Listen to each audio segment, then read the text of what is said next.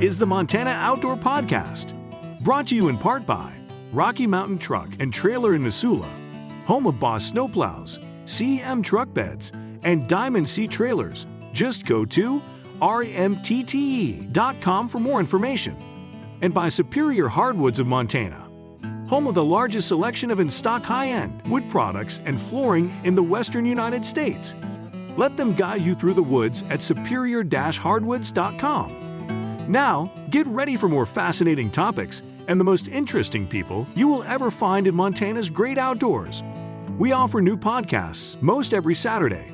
You can get a link to these podcasts by going to our website, montanooutdoor.com, or by going to our Facebook page, or just send an email to Downrigger at montanooutdoor.com and say send a link to my email. It's that simple. Now let's head out with your host, Downrigger Dale, and see what's going on in Montana's great outdoors.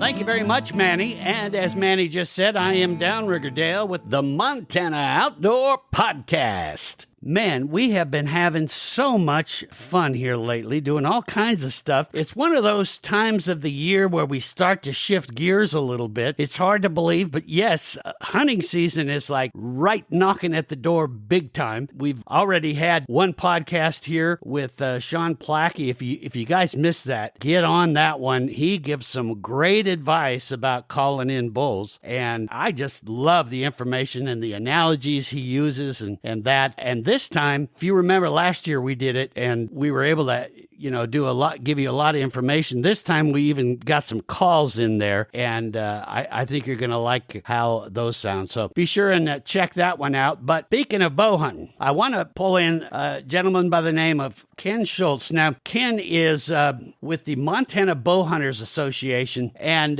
this is the first time we've had them on this podcast. I wanted, and this will be new for me too, because I'm just learning about this organization too. Hard to believe I should know a lot more about it, but just one of those things that slipped through the cracks for me. But I'm excited to learn more about that. And make sure you remember, folks, that in the podcast description, when you came to this podcast, whether you came through Apple Podcasts, Spotify, Amazon, whatever it is, there's a podcast description, and down below that are links, and you'll see it in bold letters. It says links, and I'll put a link to the Montana Bowhunters Association website. That way you can check that out as we're talking, or just, sit back and listen and then check it out when we're done. And I'll also get you some information on how to get in touch with Ken so you can ask him some questions. Also, before we get started, I wanted to welcome our active military all around the world, and want to thank you all very much for listening and doing what you do. It's just such an honor to have so many of you from all different places around the world that take the time out when you're not protecting our nation and other nations around the world, and listening to what we do here. And hopefully we give you a little bit of home while you're out doing what you do. And we thank you for your service and hope you're back home soon and can get out and do some hunting here in the great state of Montana. Ken,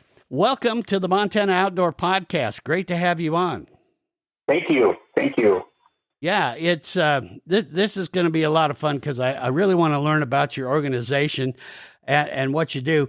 Now, of course, this is a perfect time of the year, as I said, for us to do that, because we're going to be kicking off the archery season September 7th.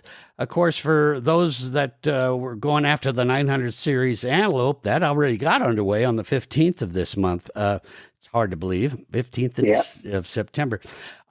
So before we get into all about the Montana Bowhunters Association, tell us a little bit about yourself, Ken.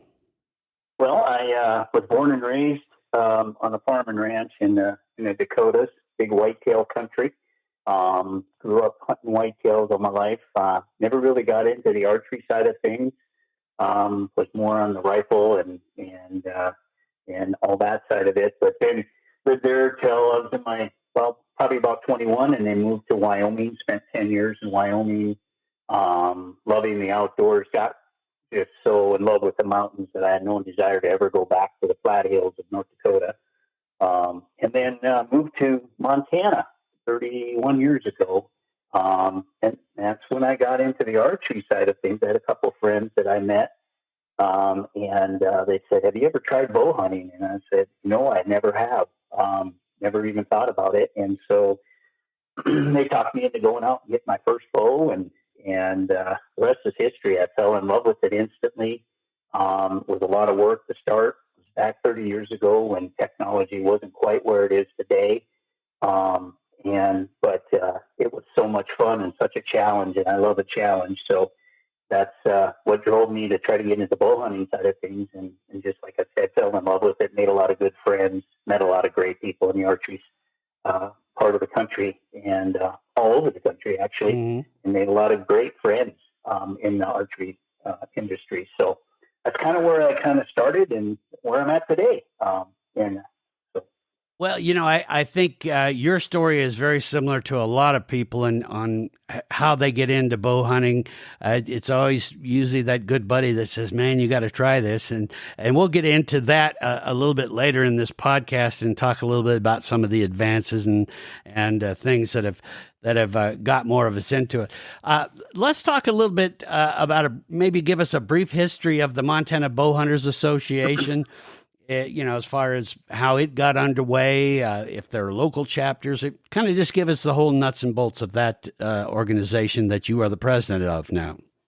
Well, it started back in 1968, roughly in that area. There was the bow season was kind of a collage of just scattered opportunities. There wasn't really a season for bow hunting, and a gentleman by the name of Bob Savage started kind of a goal in 1968 was to say, hey, let's change this. Let's get ourselves an archery season.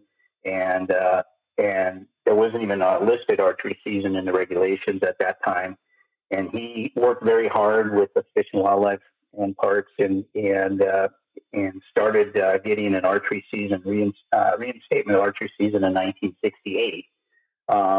And then in 1973, he met up with some gentlemen, Gene Wenzel, Jerry Karski, a few other founding fathers, I guess, as we call them. In 1973, started the Montana Bowhunters Association to represent the bow hunters of Montana. And, these were the days of the longbow and the recurve. Yeah. Compounds were really not even a real strong thing at that time yet, but they were growing. But these guys were old school hunters and great hunters. And so anyway, they got the program underway and slowly but surely we've kind of transitioned into the next generation of the Scott Kelzers, Lee Poole, and some other guys kind of took the torch and ran with it and ended up establishing a 6-week archery season, which was something that was kind of initiated by the Montana Bowhunters Association, and that's basically what we've got today. Is basically a traditional archery season. Still, we're one of the few states that still has a traditional 6-week archery season, and that's one of our main goals is to keep that and keep that going. So those archery hunters aren't out there competing with rifle hunters and other hunters. So that's kind of our number one goal is to try to preserve that for our bow hunters of Montana. So. I didn't know that. And, full disclosure, I am not a bow hunter. Always wanted to get into it. I ended up getting into a real bad car wreck years ago that sidelined me for a long time. I was partially paralyzed for a while and all that. Took a long time to get back out there, but now I'm a little long in the tooth and just have kind of said, okay, I'll watch from afar, talk to folks like you, and get on the boat and fish. But I'm always fascinated with it, and especially I'm always fascinated with how organizations like yours really kind of become a voice for a lot of folks. And I think that's super important. But one of the things I didn't realize is that a lot of states, you're saying, have abandoned that traditional archery, prior to the rifle season. They've abandoned that? Well, you've got a lot of these new technology when crossbows came into effect. Oh, yeah. We've been battling to keep crossbows out of our archery season for several years. We just won the battle again this last year. It was what happened in a lot of these states. They allowed crossbows to come in, and it just slowly grew into just a tremendous industry today. In this day and age, crossbows are almost like a cross gun. Literally, you can pull them out of the box, and they're accurate to 120 to 150 yards. Wow. And if you know anything about archery is a close and a personal situation where you're 20 to 30 to 40 yards from an animal to be successful. Obviously, there's some of those shooters out there that are solid shooters up to 60, 80 yards, but that's the very few. Most of, for example, a longbow or a recurve bow, you've got to be to 20 to 30 to 40 yards maximum 40 yards. You're 20 to 30 yards every time. With the new compounds, I mean, if you could be accurate out to 50, 60 yards, but anything over that, if you talk to a lot of longtime bow hunters, they're not going to go out that far and shoot at an animal because there's just that chance of making a bad hit and then having a recovery problem. And I think that's the big difference is they're trying to pull some of that season away from us to give it to the crossbow hunters. And I want to remind you, there's 365 days a year. We use 6 weeks for archery. Right. The rest of the time they can hunt in rifle season. They can hunt with a crossbow. They can hunt with a crossbow any other time of the year except for those 6 weeks.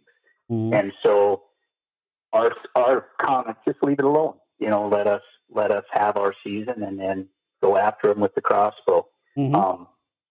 I think if anybody's understands the animals like elk, antelope especially, during that September time of year when archery is going on, they're in their rut of the season. They're rutting up, and so you can get close to them with a bow. Otherwise, during the rifle season, you can't even get close to them with a bow most times.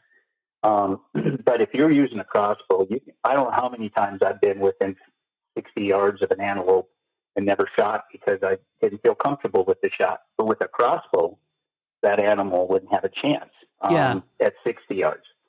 And so you gotta try to keep that, just the fair game side of things is, during that rut, we should have to work for it, and you should have to get closer, Yeah, and to me, that just makes sense. I mean, that's my opinion, but, I know a lot, and I mean a lot. In fact, a lot of our listeners are bow hunters, and it just seems like I have yet to meet a one that says, oh, no, let's let the crossbow guys come on in too. Nothing against you crossbow guys. All we're saying, though, is the time of the season and what's done and the way it's set up. I mean, let's face it, and I'll probably get a bunch of emails on this, but I mean, a crossbow's a gun. I mean, it is. And, it's a old-timey gun, let's say, but that's what it is. And it's a very, very powerful piece of equipment. Yeah. Well, and with the technology, it's not even necessarily an old-timey gun. Those, like you say, they're very accurate and pretty damn long range, when you think about it. Yes, they are. Yes. And you don't have to even hardly practice. I can tell you a story of a situation. A young man in Wyoming, and Wyoming does allow crossbows in their archery season for special permit. Mm-hmm. But it's a situation where a young man, he had an accident, did something at work, and had to have shoulder surgery. And normally a bow hunter, archery compound hunter, and is normal, but he couldn't get enough rehab time to go ahead and pull a bow back. Sure. Well, he got a permit to go get a crossbow for the season. He went out and within 2 days shot a trophy elk and a trophy mule deer with a crossbow. And when he came back, he said, "Wow, this was great. This is so easy. I think I would do this every year if I could." Mm-hmm. And it just didn't set well with me because it's like, yeah, well, that's obvious. You're going to get that close to an animal. And he pulled the thing out of the box, shot it twice, and went hunting. I'll be danged. Wow. Yeah. And so, and then harvested 2 decent animals within 2 days, and the season was over. And so I think we just got to be realistic. Now, you'll have that argument of, let's say it's a disabled person or someone who's got some issues with like rehab and shoulder injury, or elderly and can't pull a bow back. There is option for that. And that was one of the things our founding fathers and later in the years put together, was we call it a PTMAE program, which is a permit to modify archery equipment. And one of our board members, whose name is Marlon Clapman, he builds the draw lock systems and has designed multiple bow setups for people who can't, pull a bow back. Sure. There's options out there, and it's approved by the state of Montana and the Fish and Wildlife and Parks. It's an approved process, so if they go hunt with that, it's totally legal. And so that's an option that's out there for them. People just don't know about it, but it's an option, and they basically mount it on a standard bow. It's upright bow. They mount it on there. They can pull it back, and they can shoot it with one hand. It's got a trigger on it. It's kind of similar to a crossbow, but not near as powerful and dangerous. Right. Yeah. And I've seen that. And, and even in the rifle season, there are some special permits you can get. I mean, you can even get a permit if you qualify to be able to hunt from your vehicle, with disabilities. And to me, yeah, that makes sense. But in the case of what you're talking about, that's still not a crossbow. It's just a modification of a... Correct. Of a standard bow. Standard bow. Got it. Yeah. And the one thing really cool about this, Rigger, is that the Montana Bowhunters donate this equipment to the people who want it. Oh, that's great. We don't ask for anything. We've donated bows and setups to multiple hunters. As a matter of fact, in the last 2 months, we probably have 5 or 6 calls for people to help us get set up, to help them get set up. So it's out there as an option, and it's, in most cases, the people who have tried them have really enjoyed them. We've had success stories where I've actually helped set up a bow for a gentleman, and he went on his first hunt and shot his first deer in 25 years from a wheelchair. Oh, that's fantastic. So got it from a track chair. And so it's successful, and it's an option that's out there, and we will help anybody out that's in the community, country, whatever. We'll set them up. We'll get them taken care of. So, well, and I imagine a lot of those are disabled veterans, and I really love that the hunting community is really, trying to accommodate disabled veterans. I mean, they gave it all.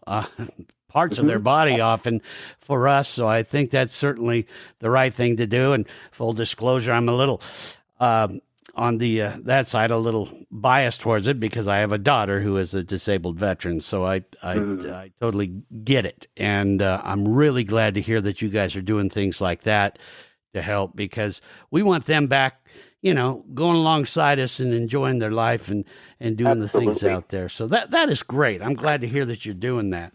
I want to get into, when I have organizations like yours on and leaders of those organizations on, I always like to let our listeners know who, may not even be bow hunters or that, to just learn a bit about your organization as far as how it benefits them, even if they're not a bow hunter. I know, like, say, for example, Ducks Unlimited, with their wetlands preservation and that, even if you're not a duck hunter, you benefit from that. So tell us a little bit about how the Montana Bowhunters Association, kind of in general benefits all the hunters out there. Well, we've actually done multiple programs through the Fish and Wildlife and Parks, and also on our own. Some of the things we do, it's kind of fun. We have a teen camp every year. Multiple kids are invited to come. They get to go on a 3-day excursion and camp out, learn how to camp out, how to survive. And then they do a little bit of archery shooting and stuff, but it's usually we kind of put it in different parts of the state, so some of the kids in the local area can actually go. If we had it in Kalispell every year, it'd be a long drive. Sure. But this year we had it in Lewistown. We've had it up in the Missoula, Stevensville area. We've had it in multiple parts of the state. So we do a team camp for kids, and that's kind of fun. We also work with the hunter safety program. We're invested in that. We've got multiple guys that work as hunter instructors for both archery and rifle. So they're putting back into the community for the kids and the next generation, and trying to invest in them to make sure that when they get out in the field, they know what they're doing and they're safe. And that's really key. That's some of the things we're doing. Some of the other things we're doing is, and we still focus a lot of our stuff on the archery side of things. But for example, this year there was a big lawsuit that went on, and I don't know if you've ever had this discussion with UPOM and the whole situation with United Property Owners. They wanted to take the elk, let's say, management away from the Fish and Wildlife Parks, and wanted to manage the elk on their own. And we joined partnership with several other organizations and went to battle to try to keep that from happening, because we really feel that the Fish, Wildlife, and Parks are doing a decent job of managing our elk and our deer and animal populations in Montana. So that definitely is going to benefit everybody out there in the hunting world. Is if we can keep that within the Fish and Wildlife Parks. And that lawsuit was thrown out. Who knows where it goes from here? It could get brought back up again, but right now it got shot down here about 2 to 3 weeks ago. So something to, for our listeners, if they want to go and look it up, they can. There's been several postings, and there's even some information on our website that they could look at and check it out, and they'll kind of get them up to date on what's been happening. If they go to our website and go under the there's an article in there. I'm trying to remember exactly. Elk Public, Keep Elk Public. Website. Ken, send me that link, and I'll put that in the podcast description too. And then that way it'll be real easy for people to just click on it and go right to that article and that. So after we're done here, just shoot that to me, and I'll have that put in the link as well. Perfect. And for those of you, some of you may be saying, I don't necessarily agree with that, or FWP isn't really doing that great a job on management. Hey, you're welcome to your opinion, and by all means, shoot me an email, downrigger@montanaaoutdoor.com, and I'm more than happy to chat with you about it or pass it on to people. I really feel, and I don't know if you've noticed this, Ken, but to me, I think the FWP has been getting better and better with wildlife management. Are they perfect? Well, no. I don't think you're ever going to find an organization that can do it perfectly. But to me, I think they're getting better and better. And one of the reasons that I feel why they are, is they're much, much more attentive to what hunters think out there. And, those of you that listen to this podcast a lot, you've heard me preach this many, many times, that, I'm always letting you know. And of course, FWP is always getting press releases out of, hey, we need public comment on this thing or on that thing. I am here to tell you, I have done a lot of research on this end of it, and that really does make a difference if you comment. I mean, it is a mandate these days in the FWP that they need to listen to these hunters. After all, many of these hunters spend more time out in the field than they're able to. So, right. By all means, if you want to challenge that, sure. But look at the reports, look at what they've done lately, and above all, respond to these public comment things, because that is just vital. For example, a little off topic here, but right now they are looking for public comment on changing some of the wetland and waterfowl bird hunting zones and some of the regs and that. So if you're a bird hunter, check that out and comment. So let's talk a bit about bow hunters as far as, kind of getting into what bow hunters get out of this and that. You know about how many bow hunters there are nationwide, and also how many bow hunters we have in Montana now? Well, I can give you some crazy numbers, and you're going to be blown away by this. Okay. In 2022, there was 57,000 archery tags bought in Montana. Really? Yeah. 57,000. Wow. Yes. Okay, I did not know that. Yeah. So what does that tell you about the bow hunting in this country? It is catching on, and it's getting bigger and bigger, and it has a lot to do with technology. Bows are fun to shoot. They're just compound bows, recurves, long bows. It doesn't matter. They're just fun to shoot. And there's some old school young people that want to shoot long bows and recurves. And then there's your compound shooters. But yeah, it blew me away when I saw that statistic. I haven't seen 2023 yet, but 2022 was over 57,000. And what's crazy is we've got a little over 600 members in the Montana Bowhunters Association, and we need voices. The Fish and Wildlife Parks reaches out to us as an organization a lot of times for advice. And what we do in turn is we reach out to our membership and say, hey, what do you think? We do a lot of monkey surveys. We do a lot of reaching out to our members to say, hey, here's our thoughts. What do you guys think? This is what we're being asked. We want their input. And, when you become a member of Montana Bowhunters Association, you get a voice in what's going on in Montana. We send out 4 newsletters a year, 1 a quarter. That's all great. We can read up on what we're up to.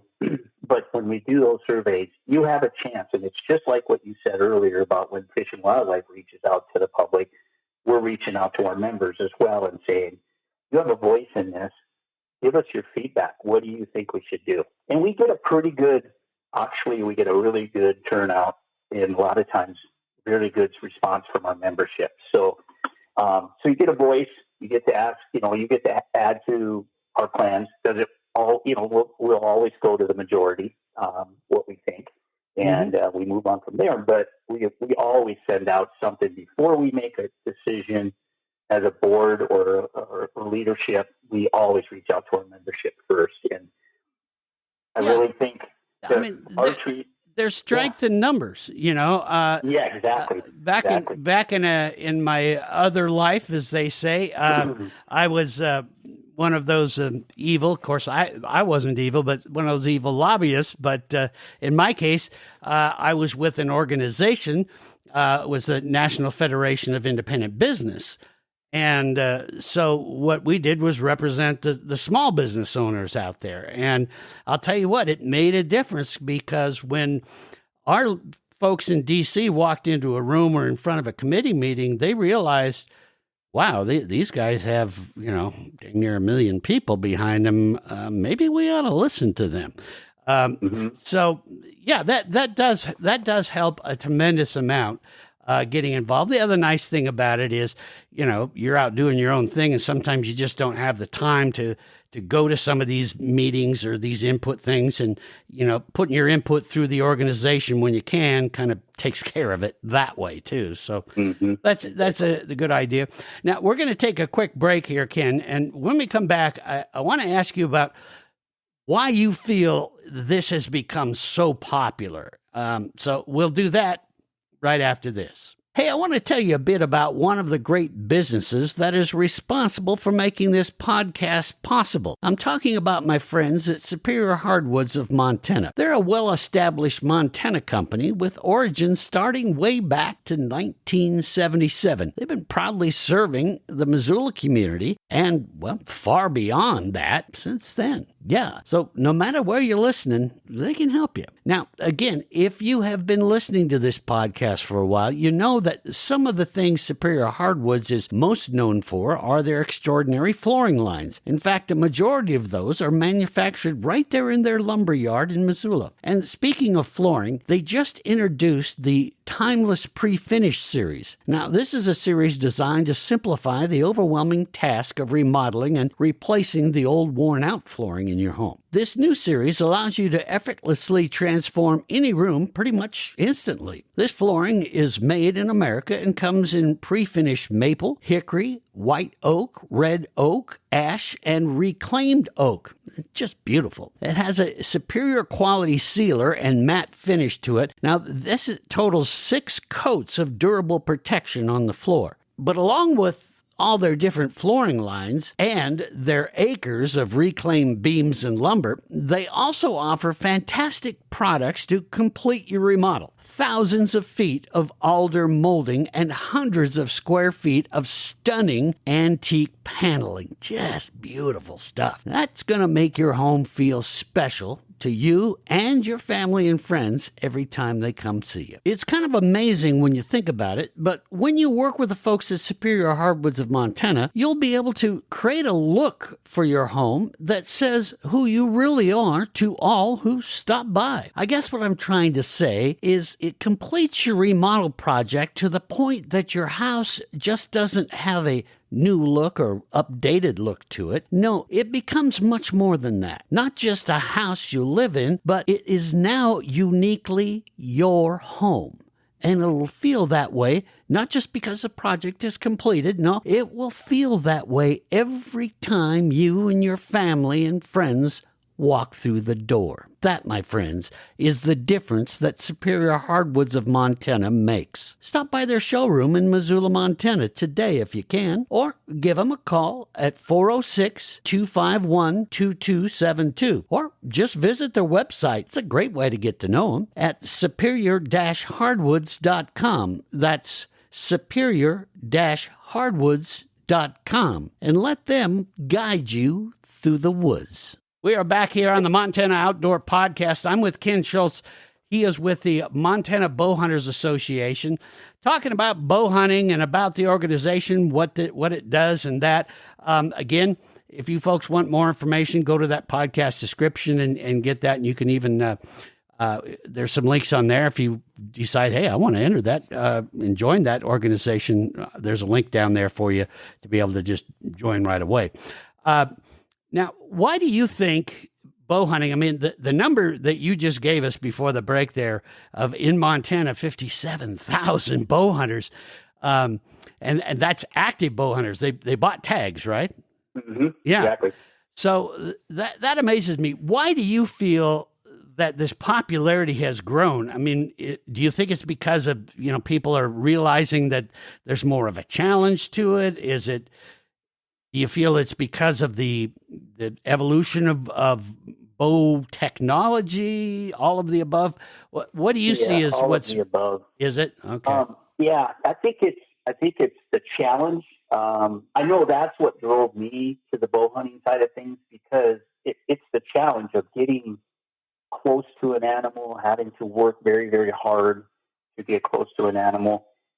And, there's nothing like being 30 yards from a bugling bull elk.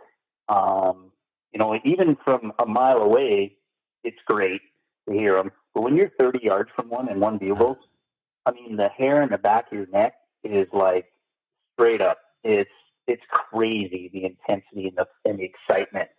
And it's just challenging. I mean, it's not.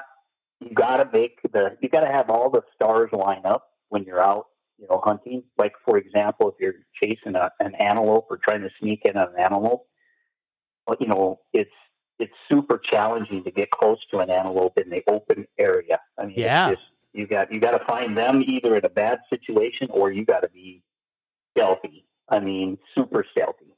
And it's so gratifying when you succeed on that hunt that I think once you do it, once you tried it, you're hooked.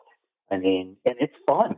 It's so much fun. Well, and it seems like a lot of people, in fact, what I've heard from a lot of people that have got into it is that they were a little apprehensive at first of, well, can I really pull that off or not? And am I that good of a hunter? And what they realized was a huge part of the fun of it was learning all about how to do that. And and it became, as one guy put it to me, he said, I feel much more like a natural predator than before. And you got to get close. You got to do this and that. So, yeah, I could see where that makes some sense. Now, do you feel that, to me, it seems like maybe this has kind of exploded recently. Has it been a gradual increase in number of bow hunters, or has there been any kind of watershed moment that really started to open up and get, these 57,000 in Montana? Well, I think it's probably in the last 10 years with technology and the bows. When you go shoot a new compound bow, they're amazing. They're so smooth. You don't have to be the strongest person in the world to pull a bow back. We've got young ladies that shoot at 40, 50 pounds that are successful, harvesting animals. And then, of course, you've got your big diehard guys that are shooting 70 and 80 pound bows that, that's a piece of cake for them to pull back. But a lot of it has to do with the technology. And so it was, it isn't like you have to really strain yourself. I will admit, though, you have to get in condition. You have to be in shape. You have to be able to, you got to work at it a little bit. I'll read lots of bow hunter magazines. They seem to have an article every time in there about getting into physical shape to go hunting. Yeah. And you have to work at it. I mean, if you've had shoulder issues or if you've had, problems with your back, you got to get it, you got to get it figured out and got to get it, working good for you so you can pull that bow back. But I think the biggest thing is that the bows are funner to shoot and they're easier to shoot. And I don't want to say it's easy because just pulling a bow back is easy, but not hunting. That part of it is the tough part. You can have the perfect bow and go out there and never get close because you're, not very quiet or, sneaky. But I think the technology is good. I think the equipment holds up better. The biggest thing, that I'm seeing in the industry is pricing. When you buy a bow, you're spending a lot of money to get a good one. Nothing's cheap anymore. And so if you're just starting out and you're looking to just try it, I would suggest not to go buy a $1,800 bow and then add all the accessories. Try to find one on, it's been 2, 3, 4, 5 years old. That's still a really good bow and not spend a ton of money to do it. And we love it, that the fact that the bow hunting is really taken off. We love to see it because it's something better than sitting in front of a TV playing video games for kids. They can get out and shoot bows, or, they get out in the outdoors and they can go hunting with grandpa and uncle and dad and whoever else, mom for that matter. I think it's just great that kids are getting out and starting to shoot. Yeah. I want to give a little plug for the Lewistown group. They have a bow shooting program up there that is incredible. They get anywhere from 180 to 250 kids to participate in this program every year. And it's just phenomenal. You don't see that very often, but they make a big deal about it. So I thought I'd give a little plug for the Lewistown group. They do a fantastic job. So. Yeah. Yeah. I just think it's awesome that youth are getting more and more involved in these kind of things. I talk about fishing a lot, and we've seen the number of fishermen decline, and now we're starting to see this comeback as more people are realizing, hey, I got to get my youngster out there. And a lot of grandparents who love to fish are getting their grandchildren now out and going and doing that. And same thing with hunting. I will tell you right now, you will see a difference in your child immediately when they get involved in a sport like hunting or fishing. You will see that it is amazing how the kind of respect they start to have for our environment out there, for the understanding of what hunting is and what it means, and they start to have a little more self-respect for themselves. I mean, these are stages of accomplishment as you learn more. So, and another thing I imagine of why we're seeing more people get into bow hunting, and especially a lot of the ladies, is that there's a lot more available instruction out there than there ever was. I mean, online, I am amazed how many online channels, whether it be YouTube or others, that people have now and are more than happy to offer their expertise and give instruction in that. And I think that's helped a lot, because some people go, I don't want to look like I'm an idiot and I don't know what I'm doing. And that's a way to kind of get a little more private, get your confidence up, and then start, joining organizations like this. Speaking of which, do you guys have a way of kind of helping new bow hunters find some instruction in that? Is that part of what you guys do? Well, yes and no. Every once in a while on our website, there'll be some videos posted, some information on, where to go to learn. But like you said, I think a lot of it goes, through YouTube or just through some of our hunter safety programs that we get involved with. That, I mean, going back to the field part of hunter safety was always my funnest part. It's sitting in front of the computer and answering questions in classrooms. That was all fun too. But getting out there and actually participating, having the field day with the hunter safety was always the funnest part. And I think that's where they can learn a lot from is that field part of the hunter safety. But yeah, there's programs out there. The teen camp, I was mentioning that earlier, that they go through all of that part of it. They teach how to shoot. They teach how to camp. They teach how to live in the outdoors. They have a lot of fun, and it's pretty neat opportunity for kids to get involved as well. So yeah, and there's even and I don't have it off the tip of my tongue, but I'll put this in the podcast description as some links to the Hunters Education Association, the National Association. They have a YouTube channel now with just a ton of videos for rifle hunters and bow hunters and that. So speaking of that, how is Montana doing as far as, if you're a young new bow hunter, you need to get go through that process, of that learning process, and get certified. How are we doing as a state out there in training new bow hunters and the certification process? Well, there's still a lot of classes out there that we can do, and they try to schedule as many as they can for kids, but they need more volunteers. And I will say that there's just not enough volunteers, and I know it takes time for people to go and teach a class for a week, or if it's 3-4 days, or how many days it is. It's that they need more volunteers, and I think this is an opportunity to say, hey, we need you.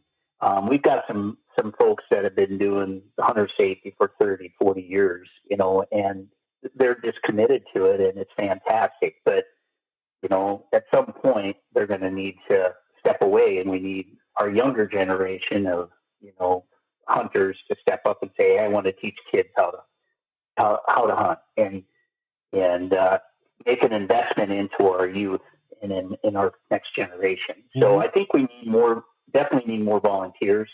And we could probably have more classes and more situations going, but, limited on what they can do just because of the not enough people to teach the classes. Right. Put that way. Well, and I know FWP has really been trying to improve that, and I'll put a link in there if you are interested in being an instructor, and that I'll put that link in, and it's a great link because it'll give you a really good idea of what's required and all that. So I'll put that in there as well.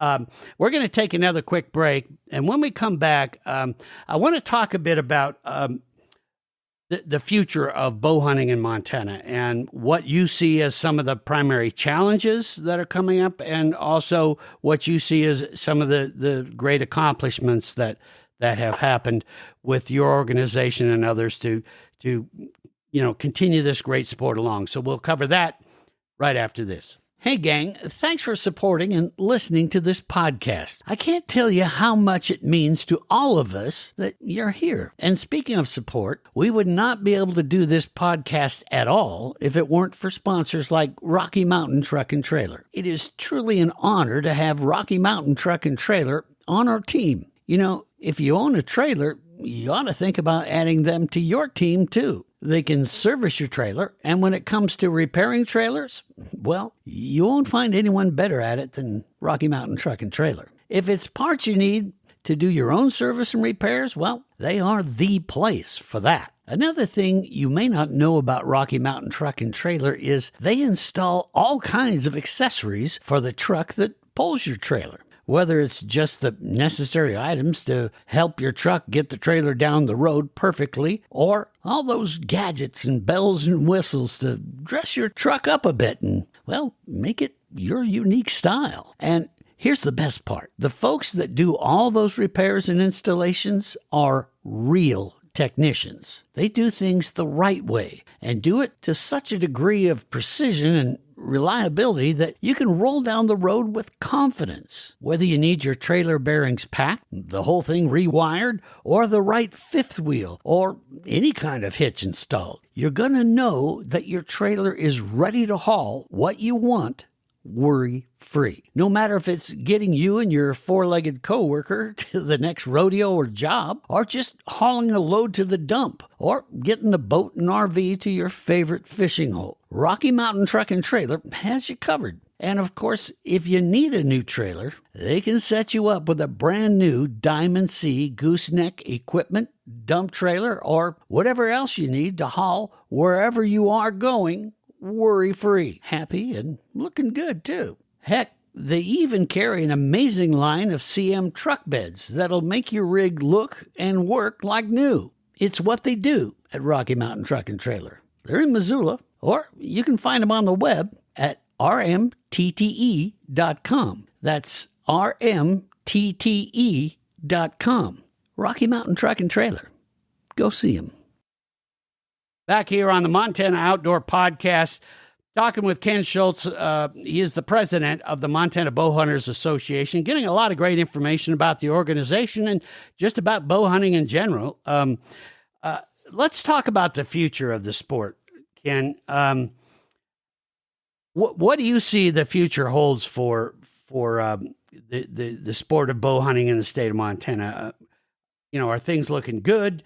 Are there some challenges that face us out there? Kind of go through that. Well, I think things are looking good.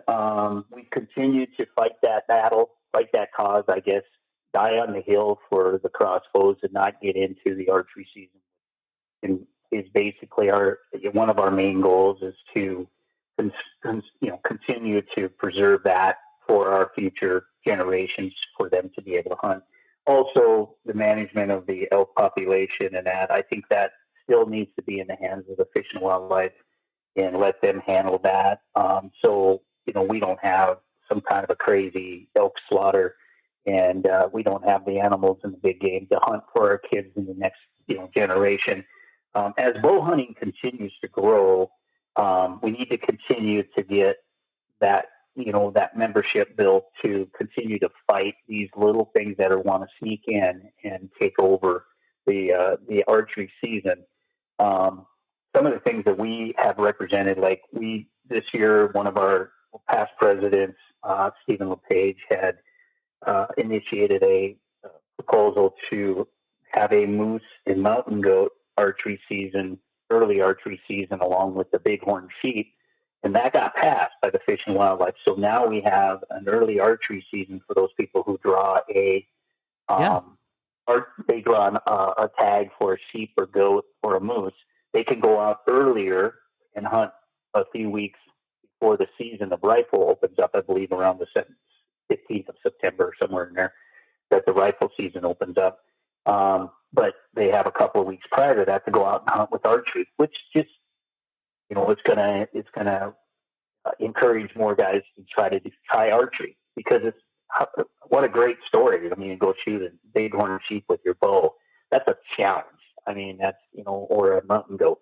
So those are some of the things that we've kind of fought for and got in, and definitely very proud of that accomplishment.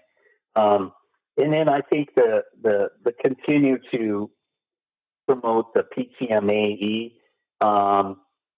It's just kind of one of those things that we just need to let people know there's an opportunity out there for those hunters that can't pull a bow back and really want to archery hunt. That we can get them set up and get them out there to be able to hunt. And I think we can get more and more, people with disabilities, veterans out there hunting. If we could just get them connected with us and get them set up with Marlin and some of our, we can do different things. It isn't all like one specific way to do it. We can set up, arm attachments. We can do lots of things. Marlin he's a machinist by trade, so he's got a creative mind, and he can come up with something that might be able to help you.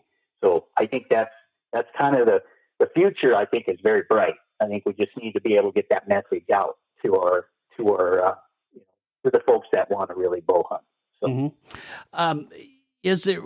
is there any other types of pushback that you're getting? I know it seemed like quite a few years ago, maybe I'm wrong, but it seems like that's when I saw some groups say, "Oh, wait a minute, now bow hunting is cruel to the animals and this and that." I don't hear that near as much. Has that kind of faded as more the public has been educated about what bow hunting really is? Yeah, I think you nailed it right there. I think it's faded because of that exact reason. We have not had any, in my 3 years tenure as a president, I have not heard anything in that realm at all. We don't, it's been quiet on that front, which is great. I think people have realized, and like you said, have been educated that, hey, honestly, if you shoot an animal with the bow correctly, they expire much quicker than sometimes a rifle, because of it's a clean cut. We've had stories where people have shot animals and they didn't even move. They didn't even know what hit them. Yeah. I've heard that too. Because it's such a clean cut, and it's kind of a quicker and more and less. And who knows, if it's painful or not, we don't know. But we've been told that it's less painful than they get hit by a shock of a bullet. So now I know that there was one area, I don't know how controversial it was, but and I'm going to get the term wrong, so bear with me, but that there was some groups of people that wanted to be able to use a kind of like a luminescent deal that make it easier to track a wounded animal, kind of like what CSI does, where it shows what got on the arrow that went through the animal, and that helped me a little there. And if I recall, your organization didn't like that. Talk about that if you know what I'm talking about here. Well, the one thing I can think of is lighted knocks. Yeah, there you go. They were battery operated. So that topic came up, and it eventually did get passed through the state that you can use lighted knocks when you're hunting. And part of the reason is one of the rules of Montana is that you cannot have a battery operated piece of equipment on your bow. And so the topic came up about lighted knocks, which is not necessarily on your bow, but it's on the arrow. Right. So there was the argument back and forth, of course, of old school, young school. This is giving you an unfair advantage. Well, when you really got down to it, when you think about it, it's really not giving you an increased advantage in hunting the animal. The only thing it's giving you an advantage of is finding your arrow once it's shot, because it's a lighted knock, and they stay lit for up to 48 hours, a lot of them. Mm-hmm. So you've got a couple of days to go find your arrow, number one. Number two, shot placement. So if you see the arrow go through the animal, you'll see that knock, and it's traced through the animal. You made a good shot, maybe not a good shot.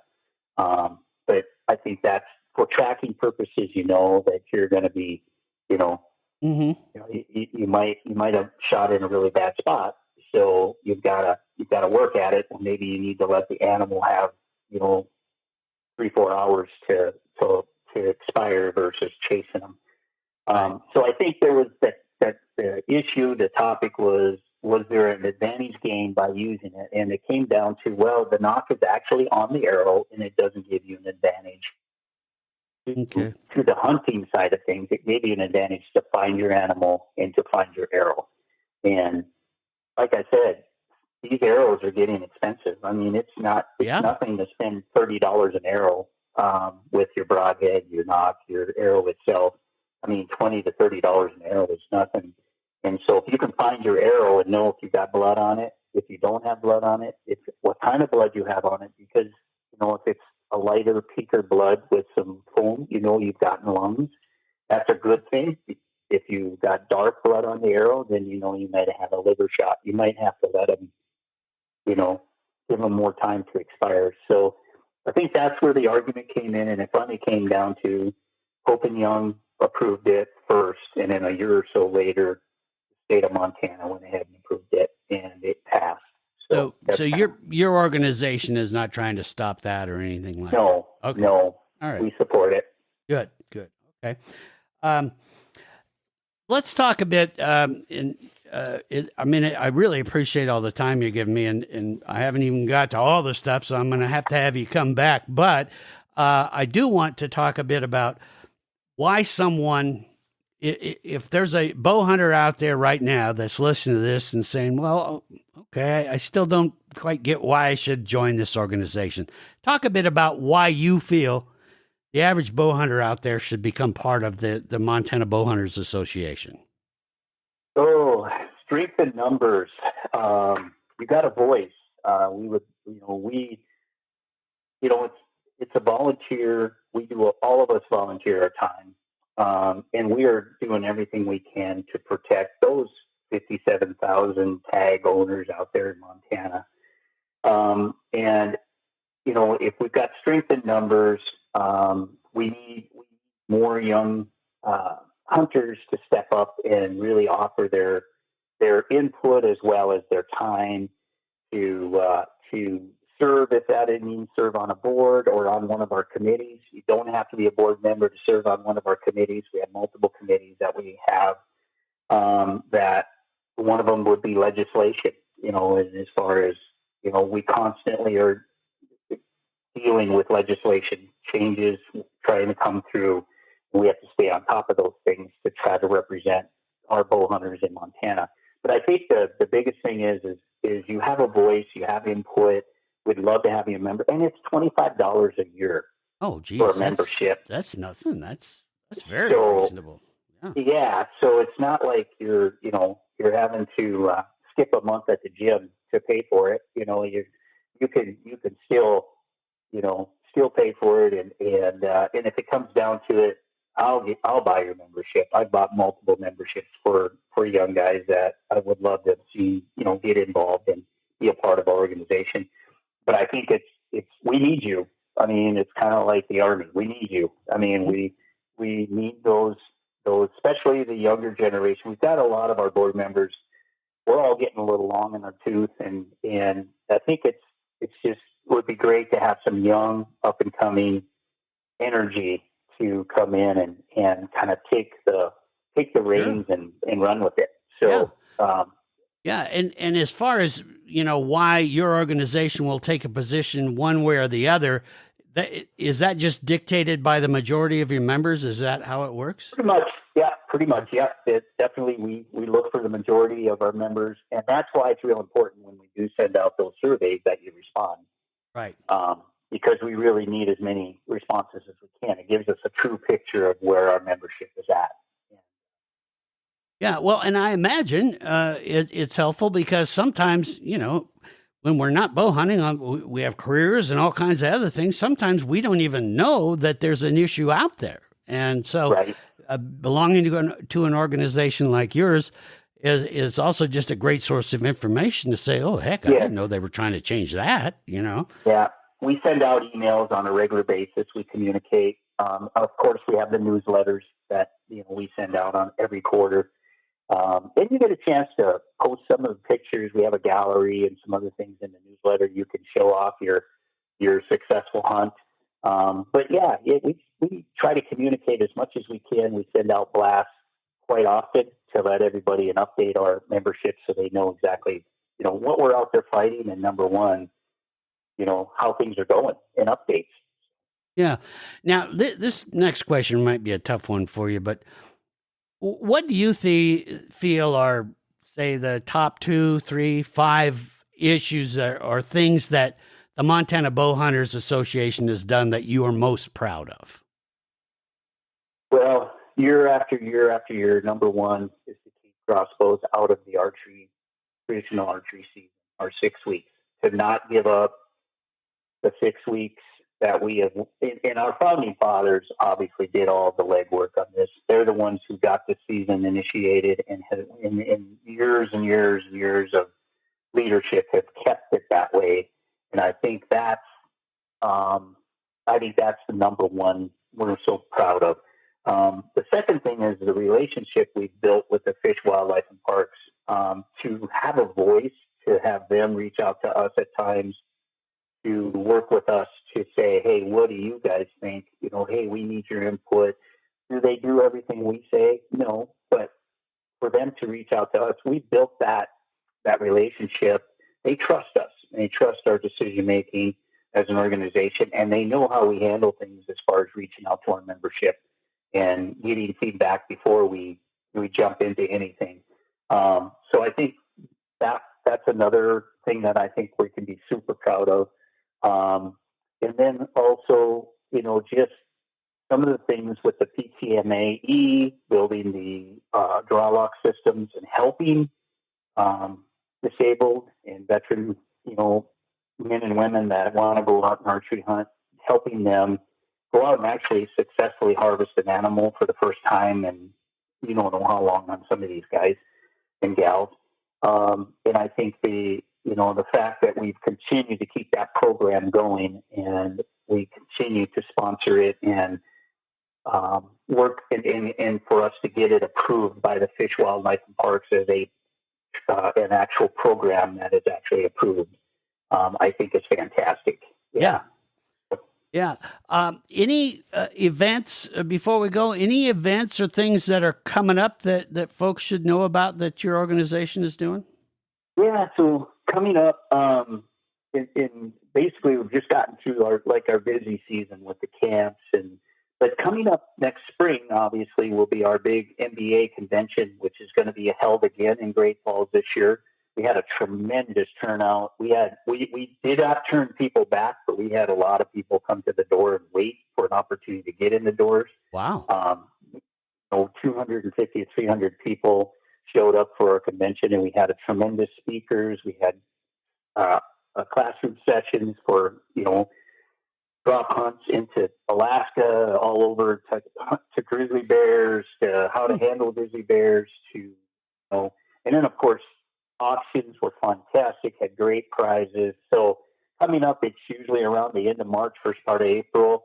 And so that'll be, I don't believe we've set the dates firmly for next year. We may have, but it'll be right towards the end of March, first part of April. And we'll have it this year in Great Falls again. So that's one of the big things. And then also I wanted to share on our website, if you have a shoot, and if you're sponsoring a shoot, like a 3D shoot, we have a part of our website where you can post your 3D shoots and then get that message out to more people. Oh, great. It can be used as a communication tool for folks. And so we constantly, if you go on Facebook, there's a list of shoots. It's amazing how many 3D shoots there are out there. It's crazy. And hundreds throughout the year. And so if you love to just go out and shoot, and you're not necessarily a big hunter, but you just like to go shoot, there's tons of shoots that you can get involved with and participate in during the summer mainly. Yeah, as long as the weather's good. So. That's a great way to get in shape. That's a great way to learn about it and all that. And I have heard from so many people that they go to one of them and then they get addicted to those things. They just love them, So Yeah. I get it. All right. Well, one last hard question for you. What is your favorite game to hunt with a bow? That was You a tough one. personally. Well, I love hunting antelope. I've had success hunting antelope with my bow because it's such a challenge. But I also love to hunt elk, because of the closeness and the camaraderie. I got a couple of friends, mainly one that I spend a lot of my elk hunting time with. And we just get caught up because we hardly see each other during the year. And it's just a great time to go for a week and hang out at camp and hang out with buddies. And it's just fun. But I think if I had to pick one, I'd have to say antelope for me, because of the challenge. And I just think it's tough. I mean, it's just a tough thing. And I don't know how many more years I can do that because of my age, but I'm going to keep doing it as long as I can. Yeah, that's for sure. So. Yeah. Well, and for those of you out there listening, shoot me an email and let me know what your favorites are too. I'd love to hear what's your favorite to hunt with a bow and why and that. But above all, I want you, all of you out listening, to go to the podcast description, click on the link to the Montana Bowhunters Association, and learn about this organization. And if you got questions or that, there's going to be a link to be able to just click, and you'll be able to email Ken, and he can answer a bunch of your questions too. Learn about it, and consider getting involved in this organization. I agree with you that strength in numbers is important, and also the more people that get involved, the more input that comes, more ideas come.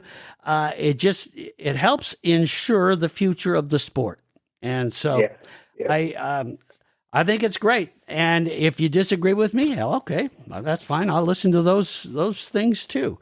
But I think it's definitely worth checking out, and I hope you'll decide to join.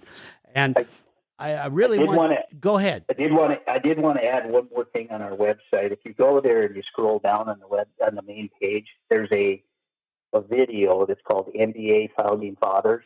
If you click on that video, if you don't love bow hunting after you watch that video, I'll be amazed, because it's basically the story from start to now on how the Montana Bowhunters Founding Fathers, what they had to go through and start this organization. So I just wanted to add that to that point. I'm glad you brought that up. I watched that, and that is impressive. That's a great video. I'm glad you brought that up. So I'll put a link to that video too, folks. So that way, if you're going, well, I can't find it, well, I'll just get a direct link for you there too. So the main thing though is get on the website and browse around, look around, see what you think, and give us your comments and that. And Ken, I want to have you back because I want to also talk about fishing with bows. I want to get into a lot of other things that we just ran out of time to do. So hopefully we can get you back as the season progresses here, if you don't mind, and learn some more about what you guys are up to and that, because I think the more we hear from organizations like this, that obviously the more we learn, the better off we all are as hunters, because this is a heritage sport for us in the state of Montana, and it is one that we want to make sure is there for generations to come. And the way that happens is having organizations like this stand up for you. Ken, again, give us the web address, things like that. I'll have the link in there, but go ahead and give us any other final thoughts and contact info for you. The website is mtba.org. Okay. And if you go to that website, it'll take you to the front page. There'll be areas there where you can actually become a member. You can scroll through some of our featured videos, and then towards the bottom is the Montana Founding Fathers video. It tells you a little bit about, and we have a list of all of our newsletters that you can look through for the past, several years. Talks a little bit about, how the newsletter, and then there's also some information on there for contact And so MTBA.org. And the reason I say that is there are some podcast distribution sites that really heavily abbreviate the podcast description down there. If one of you or some of you out there that get your podcast from those sites, I encourage you to consider going to some of the other ones that you can see the whole podcast description, because there's lots of great information there. But some of you, I've gotten emails saying, well, I can't find anything on that podcast description. Well, you went to a site that, for the sake of space or whatever, they abbreviate it. So that's where you might want to go to, like Apple, go to our website, MontanaOutdoor.com, and boom, you can get it. So anyway, that's a good place to start. MTBA, for those of you that got ripped off and didn't get to see the whole podcast description, go there and check it out. Ken, again, I want to thank you so much for spending this time with us and educating us about your organization. And there's 57,000 of you out there. I mean, that's what the membership ought to be too, folks. So check it out. Ken, thanks so much for joining me. You bet. Thank you. There you have it, folks. That is Ken Schultz with the Montana Bowhunters Association. I want you to make sure that you check it out. Tell me what you think. And until then, thanks so much for listening. Be careful out there. Be safe and be good to each other. And we'll see you next time here on the Montana Outdoor Podcast. Thanks for listening to the Montana Outdoor Podcast. It has been brought to you in part by Superior Hardwoods of Montana, home of the largest selection of in-stock high-end wood products and flooring in the western United States. Let them guide you through the woods at superior-hardwoods.com. And by Rocky Mountain Truck and Trailer in Missoula, home of Boss Snowplows, CM Truck Beds, and Diamond Sea Trailers. Just go to rmtte.com for more information. So what did you think of today's podcast? Send your questions and comments to Downrigger at montanooutdoor.com. We should be dropping a new podcast this next Saturday. Until then, we will see you soon out in Montana's great outdoors.